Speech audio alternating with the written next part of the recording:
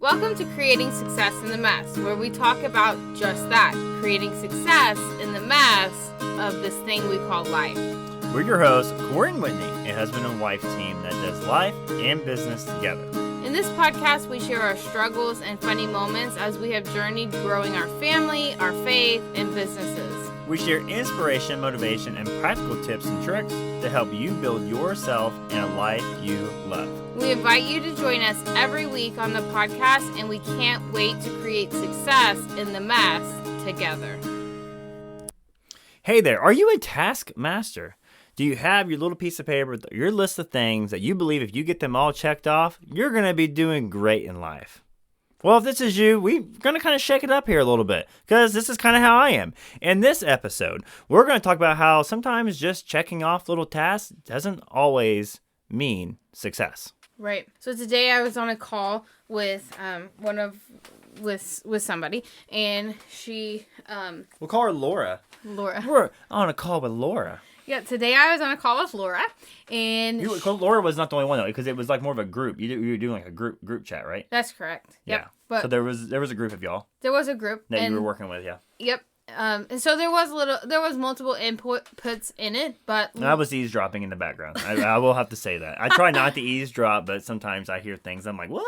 Yeah. Okay, so I asked the question of where do you see yourself, X amount of days down the road? And Laura was like, I'm really not sure. I'm trying to find clarity on that. And I was like, I didn't say this, but in my brain, I was like, no, you're not trying to find clarity on this. Like, you have this really well defined. And so I asked, what are you looking for clarity on?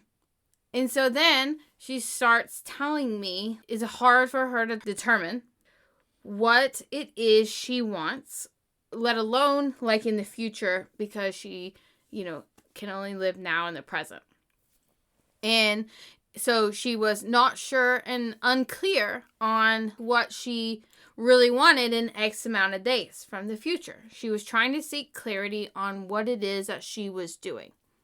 And then she was, somebody asked something else, and she started like talking about what it is that she was doing and what her passion and her purpose was. Like, she just started laying all everything out. And I said, it sounds pretty clear to me. So what really are we looking for clarity on? And she was like, well, I mean, I have all of that, but I'm not really good with the future. I just like to like do things here in the present. And I said, well, sometimes for me, I don't like to just do things here in the present only. If I am focusing on all these things right here in the present, then what happens to me is I start just spinning around in circles. I'm just doing circles and that's it. And I'm not actually getting anywhere. And so the bottom line was like she was having a hard time determining what it is that she wanted in the next X amount of days to happen.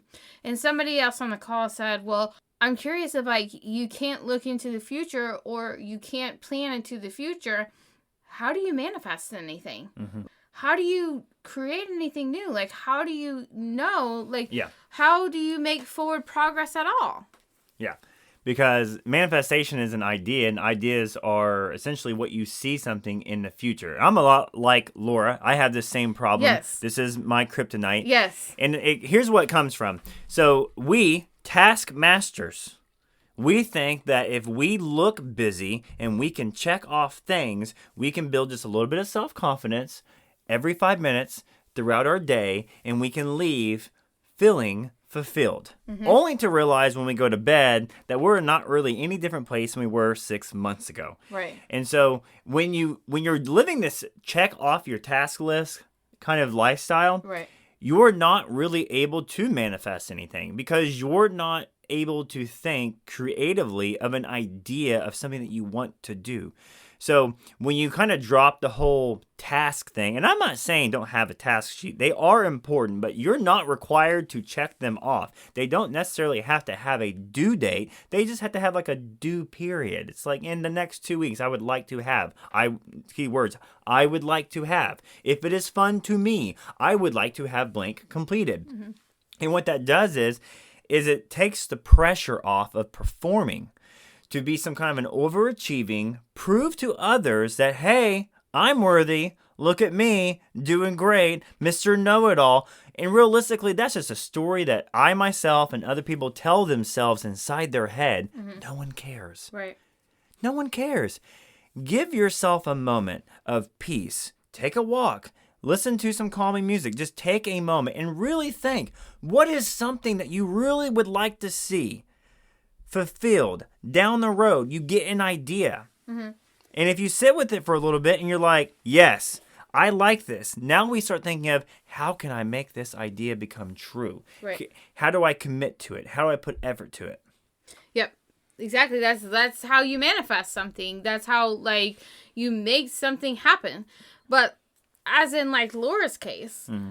if you can't determine, what if there's 10 things that you could do or would do or like, what if there's 10 things and it's really hard for you to pick something? So this is a control issue. Oh yeah, because like me, I know that I could do a lot of things and I could do it very well. Mm-hmm. And so when you're doing something, you see other people doing other things, you're kind of like, well, I could do their job too, and I could do it better than them. And so what you end up doing is you start kind of pushing people out of your life, and you start taking everyone's responsibilities and putting it on your list, and you think you're a hero because you're going to make it happen for everybody, and instead everybody's just standing around with nothing to do, and you're trying to do it all. And from their perspective, you look like a jamoke. Yeah. Because you're not doing any of it well. Right. You're sitting here trying to check off to make it look like you're turning in a lot of homework. Mm-hmm. But the problem is the homework doesn't give you the grade for the class. It's the test. Right. And the test is down the road. It's at the end of the semester. And if you're not thinking about what you're going to get on the test, or you're not thinking to prepare for the test, you're going to fail it. Right. And so you have to think of, okay, big picture, big item. I could make as much progress, if not more, on this one manifested big idea rather than check marking 1,000 items. Right. But if you have these 10 things that you can do, how do you pick the one to do then? It's difficult. I don't always have the question. Sometimes I kind of have to be like, ooh. Yeah. And you have to have a moment. And I think you really, for me. What happens whenever you cannot define a thing? Like, for her, in her case, mm-hmm. like, she did not have clarity on what she wanted to have achieved in 60 days. Mm-hmm. So at this point in time, she's in what? She's in overwhelm. She's overwhelmed. Right. You really can't actually think of what you would want to do. No, she can make no decision, and right. It's almost like just like a blank space up there because she's just overwhelmed. Mm-hmm. And when it boils down to the bottom line is there are all these options, and there are all these things, and you could do them, and there are all of these checkbox that she could do, and all of these things. Mm-hmm. And so one thing is like, well, what if she picks the wrong one? What if she picks something that isn't successful? What if she picks the one that fails? What if she picks the one that doesn't work out? What if she picks what if she picks the one that's the most fun to her? Yeah. What if she chooses not to pick the ones that are actually giving her the most overwhelm? What if she chooses not to pick the ones that she feels like, I should have said no to this, but I didn't, and now I'm committed and have to do it? Right. What if she just didn't say yes to what other people's ideas and situations were? Exactly. So at this point, there's all these options, and there's all these check boxes, and she's spinning in circles, like accomplishing all these tasks and doing all these things and whatever. And then she's now back to like thinking that she needs to find clarity because she doesn't even know anymore, because it's like basically she's gone blank. And then like, I said, well, do you remember when you told me X, Y, and Z?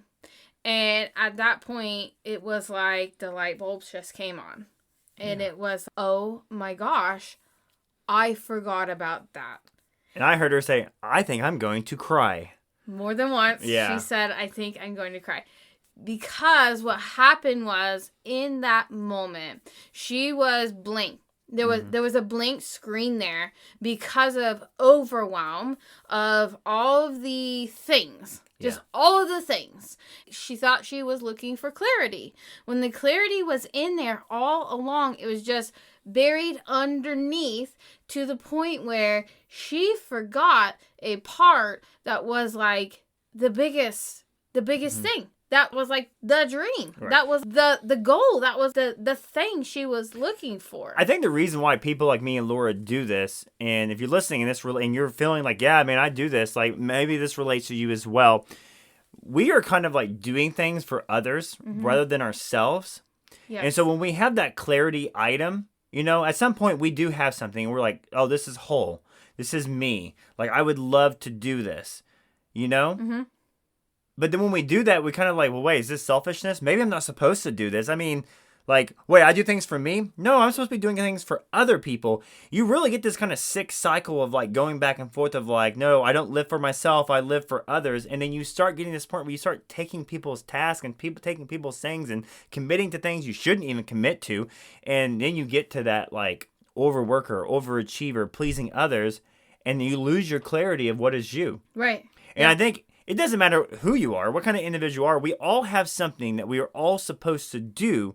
But if you're in this situation like me, where you want to cover up a wholesome idea that you have with all these little meaningless task things that you can just check mark just to please other people, you're going to be miserable. Yeah, sometimes like you don't even recognize that you're doing these tasks. For sure you don't. You don't even people. Realize you're doing it until afterwards. Right. Till you're like out of the conversation, you're like, why did I even commit to this? Or your spouse is like, you committed to what?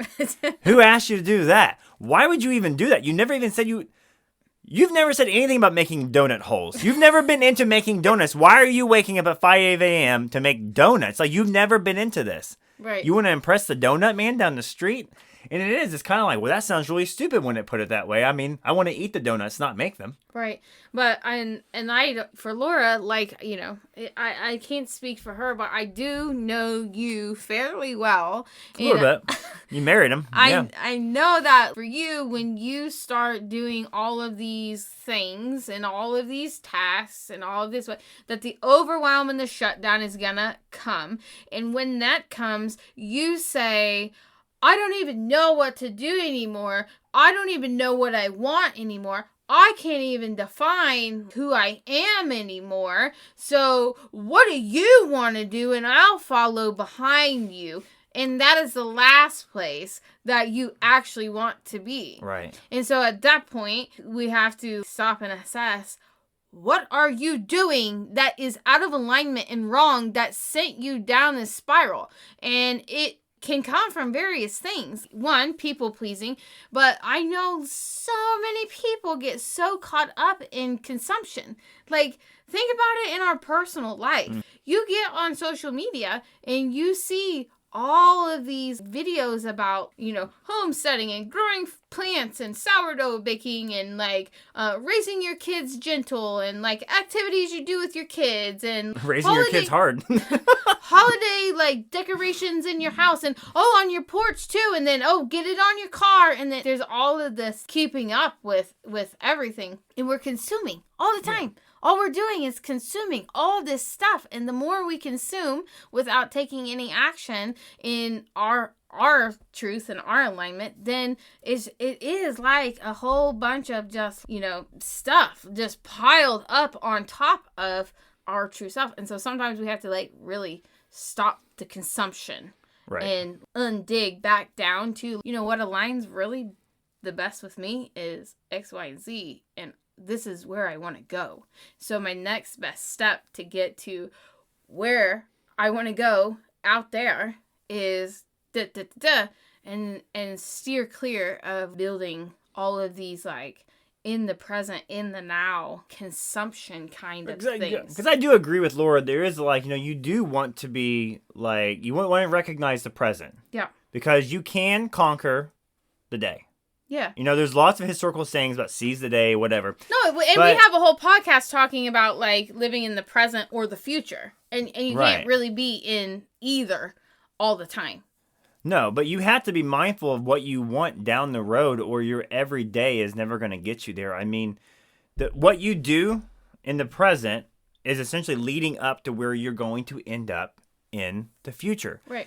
But if you have no outline, or you have no view of what the future holds for you, or where you want to be, well, you can't complain 6 months from now that you're still in the same place. Right. You know what I mean? In a dead broke, dead end place. Like, you have to have something that you truly want out of life, and you have to every day be doing something that's going to get you to that. Right. Like when you become a parent, you have a long-term goal of raising this kid to be successful. Oh, that's easy. You ain't got a choice. I mean, you got to figure it out. Well, yeah, you got to figure it out, but you... Oh, you mean like if you want to have good kids or bad kids? No, that's not what I'm talking about. I'm talking about, like, when you have a kid, like, your long-term goal is to raise this kid into being a happy, healthy adult. Right. Like, your long-term goal is to get them, to adulthood successfully in whatever capacity that is. I feel like we want our kids to self-discover their own self-worth and their own selfness and call out their own BS earlier in life than we figured out how to do it in our life. Yeah. I mean, realistically, like, we're all human. Like, we all make mistakes. We all have insecurities. We all do things, coping mechanisms in childhood due to your family dynamics. And we just kind of want our kids to get to a place of making their own choices and calling their own crap out and be like, you know what? Like, I'm going to work on that. It's like, yeah, that's great. Took me till I was 35 to say, hey, I'm going to work on that. So that is our, more in the now strategy, but we don't sit around all day long creating checklist sheets of, like, how we're going to manage to input this curriculum into this day's lesson. No, we have an idea of what we want our kids to be somewhere between a free-range chicken and what's the other path? I'm only on the free-range chicken part. I have no idea. They're only halfway through childhood, so we only got the free-range chicken part down. We're still working on another. But no, you have an idea of what you want your kid to end up like. But overall, it is their choice. They are their own human personality. But every day an opportunity comes up where you have to decide, like, do I flip my lid and go crazy? Or do I find a constructive way to make this a happy ending? Right. If you sat around all day long inputting a curriculum to check mark off to, accomplish your in the middle strategy of, making sure that they become self-aware free-range chickens, like, that's your strategy. Your long-term goal is get them to adulthood, and your strategy is to make them self-aware free-range chickens, and then your daily tasks are not so hardcore defined. Life just happens and you're just going in the flow with this long-term and mid-term and then things that happen in the present in the day. But if we were only focusing on, like, making sure we input curriculum to harness our self-aware free-range chicken, like, teachings every single day of the year, then we would end up spinning on a hamster wheel. Right. I mean, we have core values that we want to teach our kids and have them live into, but, like, man, you're stressing them out even thinking about curriculum. Like, oh, we're going to plan this all out. I'm so glad we're not doing that. No, you would get overwhelmed raising them. Right. You would be overwhelmed. So why do we do this in the rest of our life? Why in the world would we think that we're going to live in our life with all of these tasks and accomplishments and not get overwhelmed and stressed out and lost and confused? So, Laura, what do you think her final what was her final, like, aha? Well, her final aha was, like, that she recognized and she realized that she was not actually searching for clarity. It was there all along. It was just underneath all of the, the fog that had developed on top. And really all she needed was somebody that walked alongside her and helped kind of move some of that fog out so that she could rediscover what was hidden, that was there all along. And then once, like, she grasps a hold of that, she can start taking the next couple actionable steps towards getting to that thing that ultimately she set out for and was her long term, that she just kind of that got buried under all of the mess. Yeah, and it's so awesome when someone gets to that point where they kind of like self-discover who they are and they're reminded that. It is really a kind of a cool feeling for anyone who's like kind of involved and hears it, because it's like, wow, someone just really kind of had like a moment, and like she's always saying, I feel like I'm gonna cry, and it's like, okay, this is a very emotional. Right. There is feeling in this, right? And it makes you like, it almost in a way makes you kind of emotional but happy, right? Because like, oh, this is good, right? But it is the reason why we do mentoring and coaching. It is the reason why we have a success accountability mentoring program, because that is the whole purpose of it. The whole purpose is to like have somebody that can walk alongside you that helps you re-find your passion and your purpose in life, because all of our passions and purpose are totally different, and the way to get to it is totally different, and there is no check off list that is one size fits all. Like, it's just not there. And so it is the most beneficial for my soul, and then, their soul, to have somebody that truly just walks alongside them and uncovers that fog with them. The principle is like, you're taking reality into dreams. And if you look at every great success story in history, whoever it was the leader that did the great thing. They had people that went with them. They had advisors. They had a sidekick. Batman had Robin. Right. You know what I mean? And so it is like, when you have an accountability mentor, one, it's a non-objective. Right. We're not your family. Like, we're going to call you out, and that's what we're here for, but we're also here to call and walk you out. And you have to have people that are able to do that with you, or you're just not going to be able to get full success into whatever that dream is. Right. Yeah. And you have to be available and ready and willing to walk that walk. If you are not willing to have self-growth and become self-aware and discover, then, you probably are just stuck thinking you need another, tech lesson, another check off how to, whatever. And that's fine. You can do that. You can do that route. And sometimes, we do all need some next step guidance, but we don't actually need as much tech, walk me through, give me exact steps, the right, true way lesson as we think we do. That's just kind of our comfort zone. The biggest growth that we ever have is when we have that emotional support that empowers us to create life that works best for us, because that's what we're here for. Yeah. We're really not here to just duplicate someone else's process or to just copy. We're here to all be unique and do things in our own ways. And so I think that the true success comes when we recognize, hey, it may be messy and it may be different and it may not be perfect, because newsflash, it's never perfect. No one's is ever perfect, ever. But I'm going to keep trucking on through, and I'm going to keep growing and growing emotionally and mentally and in all the capacities is how you're going to create success. So you cannot just grow in one capacity only and leave the others behind.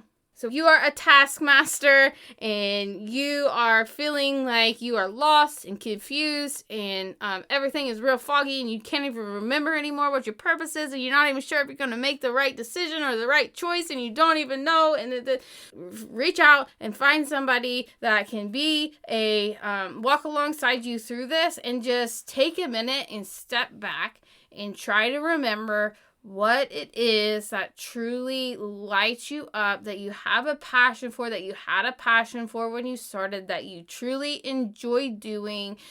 Find that thing that hits you in your emotions, that gets you to say, oh yeah.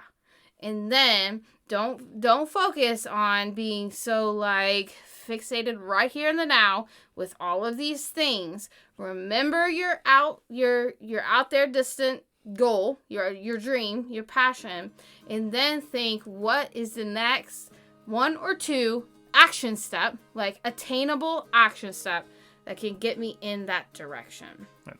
And if you're looking and you want someone to walk alongside you, reach out to us. You can DM us on our Instagram or our TikTok, and we would be happy to connect with you and point you in the right direction so that you can work with us, because we would love to work with you. We want to see people feel empowered to find success. So if you're feeling like, hey, I'm ready to take this next step, I am ready to work with someone to start making success in my messes, reach out to us now. Thank you so much for listening. We know that we all get busy trying to do life, and our hope is that we can find ways to implement time and space to create a life we love living every day on our terms, right in the middle of all the messes of life. We hope that you've been inspired and our conversation has helped you in some way, and it would be so amazing if you share this conversation with somebody that you think would really benefit from hearing it. You can text someone the link, or you can share it via email or on your social media pages. And please, we would love for you to leave us a review on whatever platform you're listening on, because it helps us so much. The more reviews we have, the more people that will find our show, and our ultimate goal is for everyone to feel inspired, to find ways to create their own success right in the middle of all the mess. And no, they are not alone in doing so. And finally, we'd love for you to join our weekly email list so that we can connect on a deeper level, and you can always be in the know of our new release events and opportunities.